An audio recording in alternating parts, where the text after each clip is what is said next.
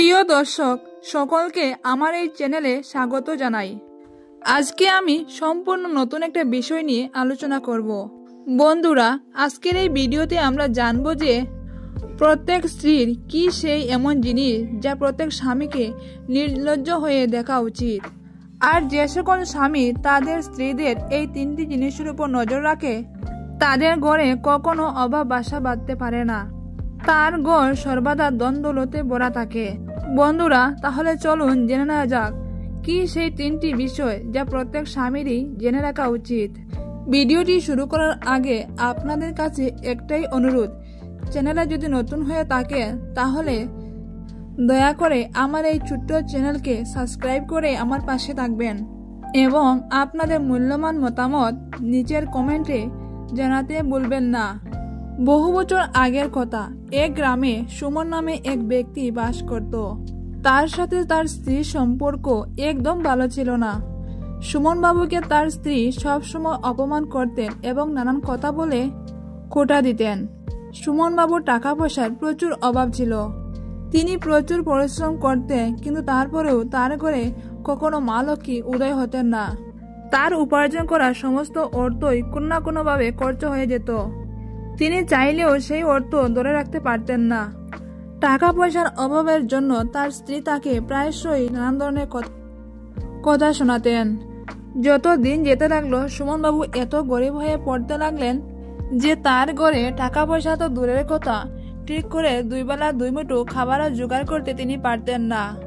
তিনি যখন খাবার জোগাড় করতে ব্যর্থ হতেন তখন তার স্ত্রী তাকে নানান ধরনের কথা বলে খোঁটা দিতে লাগলেন। তিনি তার স্ত্রীর এমন অবহেলা সহ্য করতে না পেরে মনে মনে স্থির করলেন তিনি তার সাথে আর সংসার করবেন না। তিনি এই বাড়ি ছেড়ে অনেক দূরে চলে যাবেন। আবার সেই কাজ, তিনি তার বাড়ি ছেড়ে চলে যাওয়ার উদ্দেশ্যে বেরিয়ে পড়েন। সুমন বাবু বনের মধ্যে দিয়ে এক নির্জন পথে হাঁটতে শুরু করলেন। হাঁটতে হাঁটতে খেয়াল করলেন এক বৃদ্ধ অসহায় লোক একটা গাছের নিচে ক্ষুধায় কাতর হয়ে বসে আছে। তিনি এক দৌড়ে তার কাছে গিয়ে জিজ্ঞাসা করলেন, বাবা, আপনার কি হয়েছে? আপনি এমন চটপট করছেন কেন? তখন সেই বৃদ্ধ লোকটি সুমনবাবুকে বলে, আমি গত 5 দিন ধরে কোনো খাবার খাইনি এবং জলও পান করিনি। আমার প্রচুর খিদা ও চেষ্টা লেগেছে। বাবা, তুমি দয়া করে আমায় কিছু খাবার দিতে পারবে? যদি পারো তাহলে খুব উপকার হয়। আমি অনেক দিন যাবৎ কিছু খাইনি আর আমি আমার খিদে আর সহ্য করতে পারছি না। দয়া করে আমায় কিছু খাবার দাও, না হলে আমি এক্ষুনি মারা যাব। সুমনবাবু বৃদ্ধা বাবার মুখে এই কথা শুনে খুবই চিন্তায় পড়ে গেলেন। তিনি তার সঙ্গে করে নিয়ে আসা শুকনো মুড়ি সেই বৃদ্ধা বাবার সামনে দিয়ে বললেন, বাবা, আমার কাছে দেওয়ার মতো শুধু এই শুকনো মুড়িগুলোই আছে, যেটি আমি বাড়ি থেকে আসার সময় সঙ্গে করে নিয়ে এসেছিলাম নিজের জন্য। কিন্তু এখন এই খাবারটুকুর আপনার প্রয়োজন বেশি।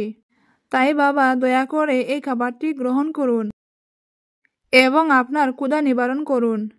তখন বৃদ্ধা লোকটি আর এক মুহূর্ত দেরি না করে সেই শুকনো মুড়িগুলি এক নিমিষেই খেয়ে নিলেন এবং পাশে দিয়ে বয়ে যাওয়া নদী থেকে জলপান করে একটু শান্ত হয়ে সেই গাছের নিচে বসলেন এবং সুমনবাবুকে জিজ্ঞাসা করলেন, এই নির্জন জঙ্গলের মধ্যে দিয়ে তুমি কোথায় যাচ্ছ?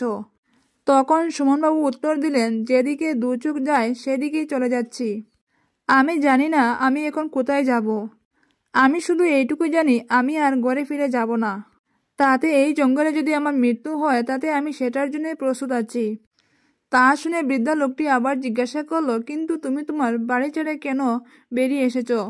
বৃদ্ধা বাবার কথা শুনে সুমনবাবু বললেন, বাবা, আমার স্ত্রীর সাথে আমার একদম বনিবনা হয় না। তার সাথে আমার প্রতিনিয়ত ঝগড়া ঝামেলা হয় এবং আমি তার মুখে দুবেলা দুমুঠো খাবার তুলে দিতেও ব্যর্থ। তাই সে আমাকে প্রতিনিয়ত অপমান করে। সুমনবাবু কথাগুলো বৃদ্ধা বাবাকে বলতে বলতে তার চোখ দিয়ে জল বেরিয়ে পড়ছিল। তখন ওই বৃদ্ধা লোকটি বললেন, বাবা, তুমি চোখের জল ফেলা বন্ধ করো। আজ আমি তোমাকে এমন 3টি জিনিসের কথা বলবো যেগুলো মেনে চললে তুমি তোমার জীবনে কখনো দরিদ্রতায় ভোগ করবে না। তোমার জীবন নিমিষেই পরিবর্তন হয়ে যাবে। তোমার স্ত্রী তোমার সাথে আর কখনো ঝগড়া করবে না এবং তোমার আর কখনো টাকা পয়সার অভাব হবে না।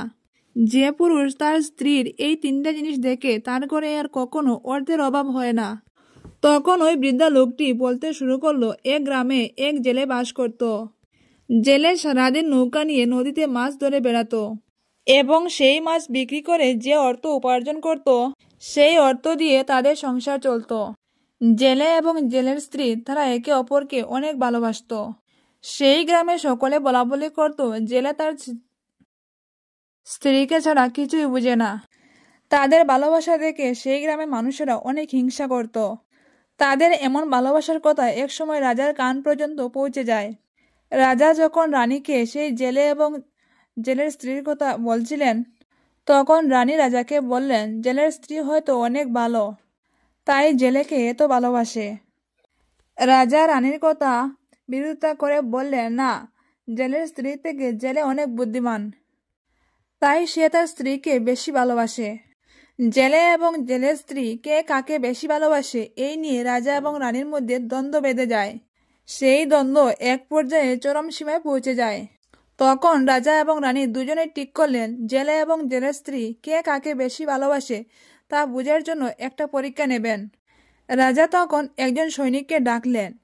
সৈনিক তখন রাজার সামনে এসে বললেন, হে মহারাজ, আজ্ঞা করুন। রাজা তখন সেই সৈন্যকে বললেন, আমাদের পূর্ব দিকে নদীর পাশে এক জেলে থাকে।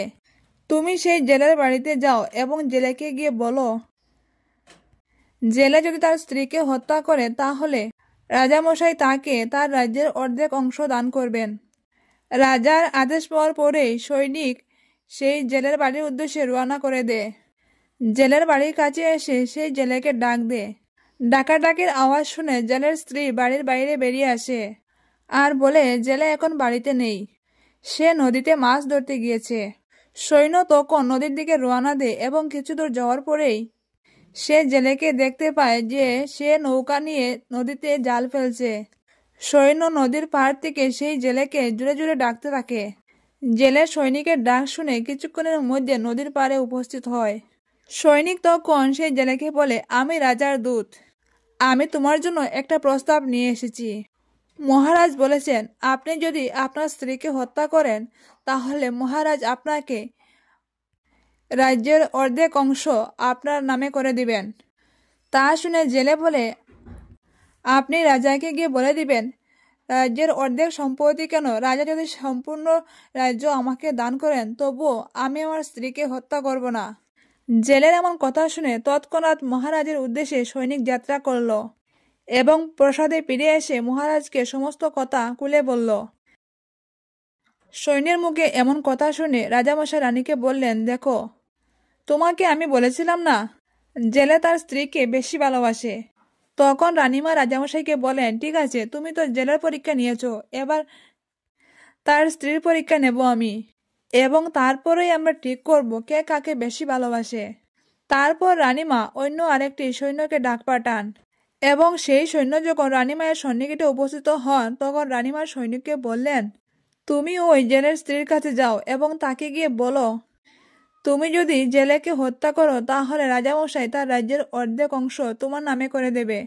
রানীমার কাছে আদেশ পেয়ে সেই সৈনিক তৎক্ষণাৎ জেলের বাড়ির উদ্দেশ্যে রওনা হলো। সৈন্য জেলের বাড়িতে পৌঁছে গিয়ে সেই জেলের স্ত্রীকে রানীমায়ের কথাগুলো বললেন। জেলের স্ত্রী সৈনিকের মুখে এসব কথা শুনে তিনি তৎক্ষণাৎ রাজি হয়ে গেলেন এবং বললেন তিনি জেলেকে হত্যা করবেন। সৈন্য জেলের স্ত্রীর মুখে এমন কথা শুনে দ্রুত রাজপ্রাসাদের দিকে রওনা হলো এবং রানীমায়ের কাছে গিয়ে বললেন যে জেলের স্ত্রী বলেছে তার স্বামীকে হত্যা করবে এবং সে আজকেই তাকে হত্যা করবে। রানীমার সৈন্যের মুখে এমন কথা শুনে ক্রোধিত হন এবং তিনি বললেন, সামান্য কিছু অর্থের লোভে সে তার স্বামীকে হত্যা করতে রাজি হয়ে গেল, তাহলে তার স্বামীকে সে ভালোবাসলো কিভাবে? যদি কাউকে ভালোবাসে তাহলে কি তাকে হত্যা করা যায়? রাজামশাই ওই কথাগুলো শুনে গভীর চিন্তায় পড়ে গেলেন এবং তিনি দ্রুত সেই সৈনিককে আবার পাঠালেন যাতে জেলের স্ত্রী জেলেকে হত্যা করতে না পারে, কারণ তারা চান না তাদের পরীক্ষার কারণে কোনো নিরীহ মানুষ মারা যাক। সৈন্য দ্রুত সেই জেলের বাড়িতে আবার ফিরে যায়, কিন্তু সৈন্য গিয়ে দেখে জেলের স্ত্রী জেলেকে মেরে ফেলেছে। এই সংবাদটি যখন রাজামশাই পেলেন তিনি খুব রাগান্বিত হয়ে গেলেন এবং তিনি তৎক্ষণাৎ আদেশ দেন যেন সেই জেলের স্ত্রীকে গ্রেপ্তার করে রাজপ্রাসাদে নিয়ে আসা হয়। রাজার আদেশে তৎক্ষণাৎ জেলের স্ত্রীকে গ্রেপ্তার করে নিয়ে আনা হলো। তারপর রাজামশাই জেলের স্ত্রীকে জিজ্ঞাসা করলেন যে, তোমার স্বামী তোমাকে এত ভালোবাসে, তারপরেও তুমি কেন তাকে হত্যা করতে রাজি হয়ে গেলে এবং হত্যাও করলে? রাজামশাইয়ের প্রশ্নের উত্তরে জেলের স্ত্রী বললেন যে সে এই সমস্ত শুধুমাত্র দেখানোর জন্য নাটক করত, কারণ তার স্বামী তাকে কখনো ভালোবাসত না। সে ছিল একজন মুখোশধারী লোক। সে সকলের সামনে এমন একটা ভাব করত যেন সে খুবই ভালোবাসত তার স্ত্রীকে, কিন্তু আসলে সে আমার ওপর অনেক অত্যাচার করত। সে প্রতিনিয়ত আমাকে অপমান করত এবং আমার গায়ে হাত তুলত। আমার স্বামীকে হত্যা করার পরিকল্পনা আমি অনেকদিন আগে থেকেই করেছিলাম, কিন্তু যখন রাজামশাইয়ের কাছ থেকে এই সংবাদটি পেলাম, তখন আর এক মুহূর্ত দেরি না করে আমি আমার স্বামীকে হত্যা করলাম। জেলের স্ত্রীর মুখে এমন কথা শুনে রাজামশাই চিন্তায় পড়ে গেলেন এবং তিনি ভাবতে লাগলেন যে তার স্ত্রীকে কি শাস্তি দেবেন। যাই হোক না, সে একজন নিরীহ মানুষকে হত্যা করেছে, তাই তাকে শাস্তি তো পেতেই হবে। প্রিয় দর্শক, এতক্ষণ ধরে এই গল্পটি বৃদ্ধা বাবা সুমনবাবুকে শোনাচ্ছিলেন। তারপর বৃদ্ধা বাবা সুমনবাবুকে বললেন, এবার নিশ্চয়ই বুঝতে পেরেছ যে নারীর কোন 3টি বিষয়ের উপর প্রত্যেকটি পুরুষের নজর রাখা উচিত। তখন সুমনবাবু বললেন, বাবা, আমি এখনো বুঝতে পারিনি কি সেই 3টি জিনিস যা প্রত্যেকটি পুরুষের নিজের স্ত্রীর উপর খেয়াল রাখা উচিত। তখন সেই বৃদ্ধা বাবা তাকে বললেন, প্রথমত, প্রত্যেক পুরুষেরই উচিত তার স্ত্রীর আচার আচরণের দিকে লক্ষ্য রাখা এবং তাকে ভালোবাসে যত্নে রাখা। দ্বিতীয়ত, প্রতিটি পুরুষেরই উচিত তার চলাফেরার উপর নজর রাখা, তার স্ত্রী ঠিকমতো আছে কিনা, কোনো কষ্ট হচ্ছে কিনা সেই দিকে নজর রাখা। আর যারা স্ত্রীর এই বিষয়গুলির উপর নজর রাখে তাদের সংসারে কখনো অশান্তি হয় না, কারণ নারীরা হচ্ছে ভালোবাসার কাঙ্গাল। ভালোবাসা পেলে প্রত্যেক নারী পরিবারকে স্বর্গ করে তোলে। তারা তাদের মা বাবাকে ছেড়ে আসে শুধু একজন পুরুষের ভরসায়। সেই পুরুষ যদি তাকে আগলে যত্ন করে রাখে তাহলে তাদের জীবনে কোনো কষ্ট থাকে না। তাই প্রত্যেক পুরুষের উচিত নারীর এই বিষয়গুলোকে খেয়াল রাখা। একজন স্ত্রী তার স্বামীর উপর ভরসা করে সারা জীবন সেই সংসারে টিকে থাকে। তাই স্বামীকে সবসময় মনে রাখা উচিত তার স্ত্রীর জন্য কোনো কষ্ট না হয়। স্ত্রী যেভাবে স্বামীকে সম্মান করে, স্ত্রীকেও সেইভাবে স্বামীর সম্মান করা উচিত। এই কথাগুলো একজন পুরুষের মাথায় থাকলে সেই সংসারে কখনো অশান্তি হয় না এবং সেই সংসারে কোনোদিন অভাব অনটন হয় না, কারণ সংসারে শান্তি থাকলে মা লক্ষ্মী সেই সংসারে বিরাজমান হন। বৃদ্ধা বাবার মুখে এই সমস্ত কথা শুনে সুমনবাবু বুঝতে পারেন যে তাদের সংসারের ঘাটতির কারণ কি, এবং তিনি বৃদ্ধ বাবাকে প্রণাম করে নিজের বাড়ির দিকে রওনা হন। তো বন্ধুরা, আমি আশা করছি এই ভিডিওটি আপনাদের খুব ভালো লেগেছে। যদি ভিডিওটি ভালো লাগে তাহলে অবশ্যই একটা লাইক করবেন, কারণ লাইক পেলে আমি ভিডিও করতে মোটিভেট হই। এবং বন্ধুরা, ভিডিওটি সম্পূর্ণরূপে দেখার জন্য আপনাদের অসংখ্য অসংখ্য ধন্যবাদ।